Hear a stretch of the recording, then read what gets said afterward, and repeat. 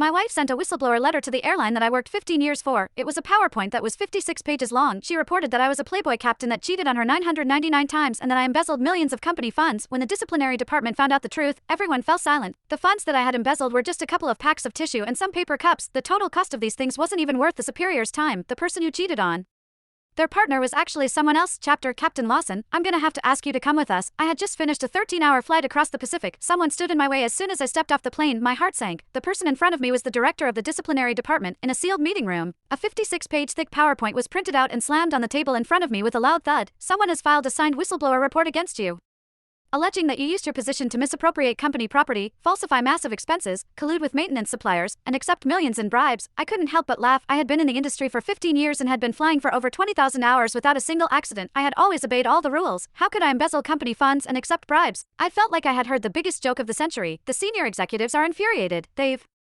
already issued your punishment. You're to be grounded immediately and suspended from all duties pending investigation. My work badge, my access card, and even my personal mobile phone were all confiscated. If they were able to find even the slightest evidence, I would be grounded for life. I didn't know how I walked out of the company office building. I went home feeling dazed. When I opened the door, what I saw was just an empty apartment. There was a file on the empty table. It was a divorce agreement.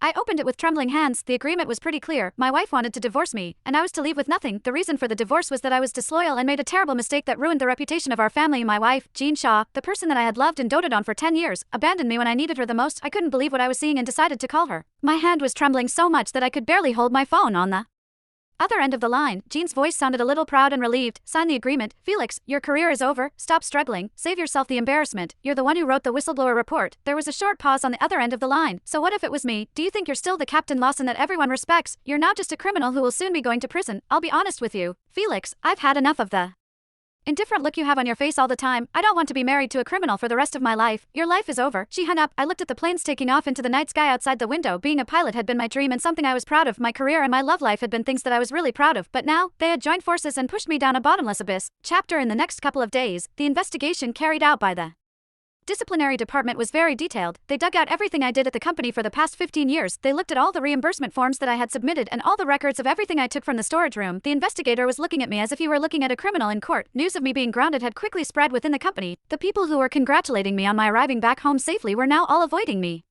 Some people who had a grudge against me began criticizing me. I knew it. What did I say? Felix is bound to get into trouble sooner or later. You really can't judge a book by its cover. He really does know how to put on a good act. I've heard that the amount he's embezzled is enough for him to be given a life imprisonment sentence. A couple of first officers who weren't on good terms with me were overjoyed and even began spreading exaggerated rumors about me on the internet. It seemed that they wished I would stay down. Only the first officer that I had trained personally, Rick, sent me a message. I trust you,